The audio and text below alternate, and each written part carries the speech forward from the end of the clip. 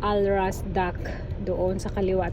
Ano na po yan dyan, mga bangka na nadadala ng mga goods papunta sa karatig bayan.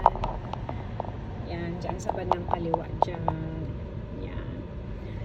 Tapos dito sa bandang kanang bahagi, dyan po papunta sa Madeira, ang tahanan ng mga Pilipino. Sobrang daming Pilipino po dyan, guys. Yan, dito naman papuntang diretso nito, ito doon papuntang papunta po ito doon sa may Shindiga Tunnel na isang tunnel na ang ibabaw noon ay tubig.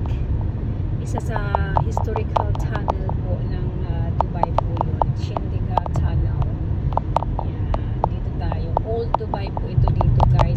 Dito po ang unang lugar ng komersyo ng Dubai po. Diyan. Ayan. Diba? Nakarating na kayo sa iba't ibang lugar. Manood lang po kayo ng aking video at dadalhin ko kayo sa iba't ibang panig ng Dubai at makikita nyo ang mga lugar na aking pupuntahan.